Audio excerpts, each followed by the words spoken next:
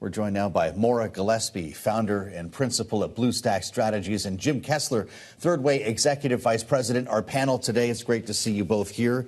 Maura, they got it done with one vote. A little different than what we saw the first time around, now that Steve Scalise is back. Not lost on us that if that vote were held tonight, it wouldn't pass because New York 3 flipped to the Democrats last night in a special election. Was that worth the exercise?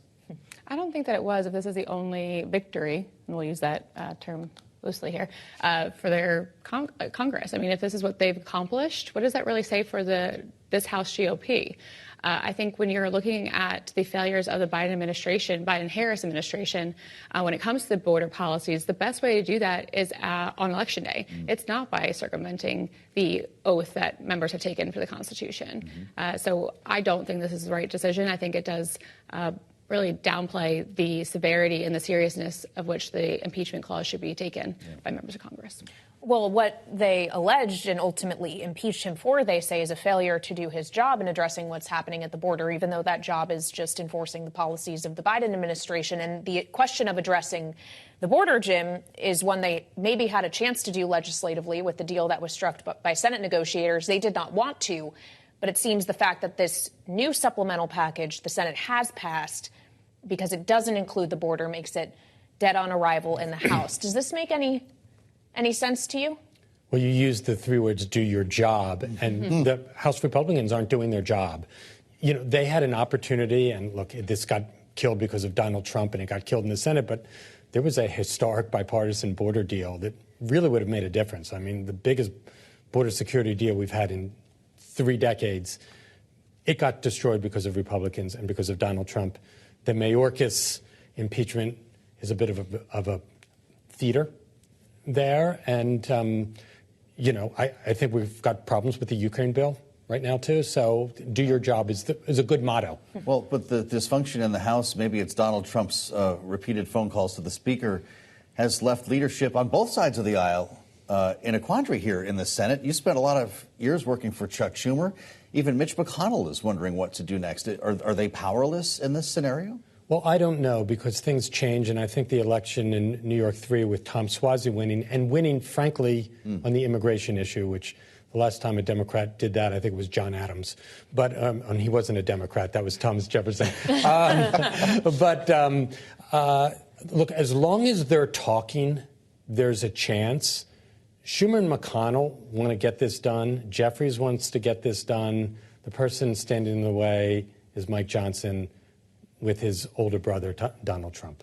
You're making me think about the founding fathers here, and I do wonder what they would think if they were to witness Congress in the modern day. And, of course, Maura, you've worked for a speaker in the past. How much power is actually in the hands of Speaker Johnson? Is he really in control here? Well, it's interesting that he brought up saying, you know, I want to let the House work its will. Letting the House work its will is bringing legislation to the floor and offering up amendments if you don't like certain parts of it. Allow your members to bring up amendments. See what happens. Let the House work its will on legislation that the Senate has passed. So, you know, I think in that regards, he could absolutely do that. You know, unfortunately, I don't think that Speaker Johnson has clearly laid out a plan, and that's for several reasons, one of which I don't think he has a plan. And that's hard to come up there and say he has one when he doesn't, and just to say we're going to work through it, we're going to go do appropriations, that's all fine and good, but your members need to know where you are, where you stand, and what the actual plan is. So do we start shutting down 3 weeks from tomorrow? I certainly hope not. That's not going to help Republicans. That's not going to help this country, and that's not going to help our allies around the world. His job would be on the line, potentially, if he does another short. And again, that throws everything into chaos. It throws everything that Congress needs to be working on up in the air yet again, and we really can't afford that. We've seen the effects of a chaotic Capitol Hill, and it's not good for anyone. I do think one thing is interesting on the immigration border issues that people aren't even talking about. You know, they went to go impeach Mayorkas, largely symbolically, right? This is not because of anything he did that, you know, was egregious. But Kamala Harris was assigned to be the border czar back in 21. No one's calling out Kamala Harris for her role or lack thereof on the border. I think it's interesting that they targeted. Well, I did, because I think that it's interesting that Republicans haven't. I mean, what an opportunity they completely missed by going after Mayorkas and instead they should have been questioning Kamala Harris this whole time. Okay, well, so let's talk further about the Biden-Harris administration. You made the point, Jim, that Tom Suozzi just won in New York in part because of the way he was able to message on immigration and the border. Part of that message was calling on Biden to shut the border down, being quite hawkish about it, frankly. And I just wonder if that is something that's going to work in November for other Democrats when Biden is at the top of the ticket. And ultimately, does Biden not have to own this issue?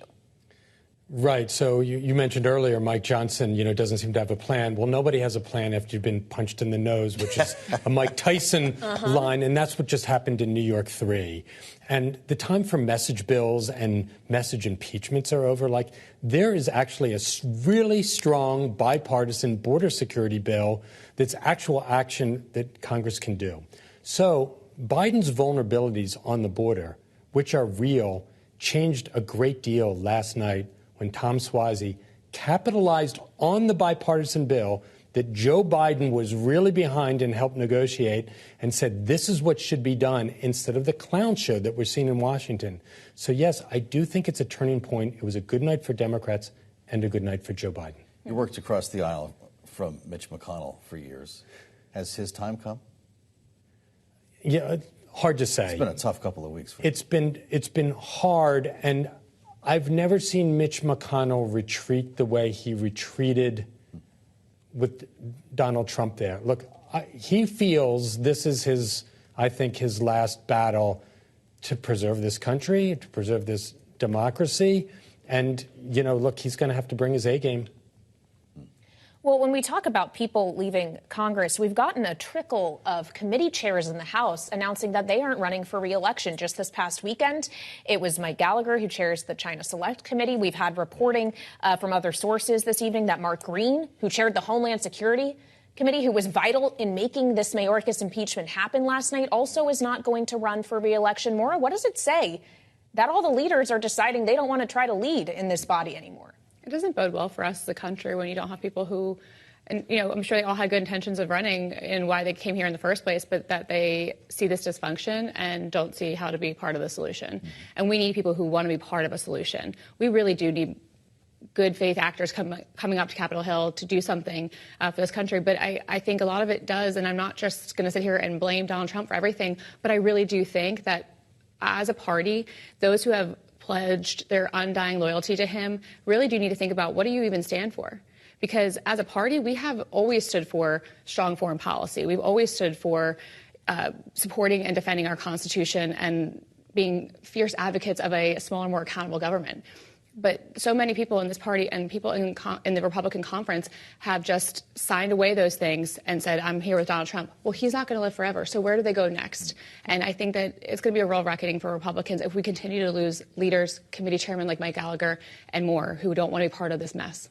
All right, Maura Gillespie, founder and principal at Blue Stack Strategy. The congressman there saying he is supportive of aid for Israel and Ukraine. This just needs to be, I guess, gone about in the correct way. Some negotiation should be had here. So who needs to have that negotiation to get this done?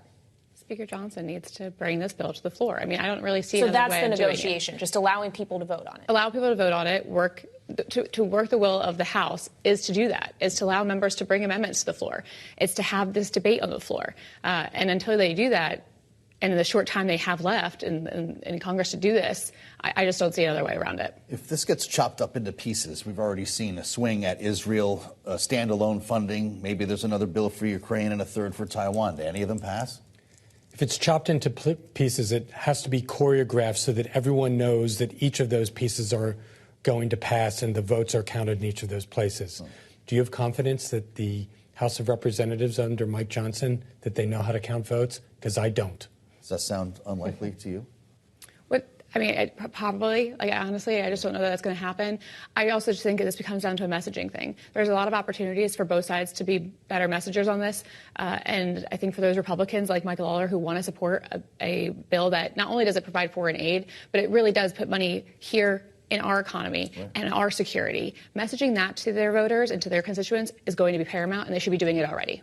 We ran out of time with the congressman, but it's worth noting that he, of course, comes from a district very nearby, New York 3, where a Democrat won last night. He's one of the Republicans that represents a district Biden won in 2020. Does Mike Lawler have reason to be concerned after last night's result? He should be paying attention to it, that's for sure. I don't think that New York 3 was necessarily a bellwether for the 2024 election, but it's certainly, again, we're, as Republicans, we are letting Democrats take over the messaging on something that has long been a strong Republican message.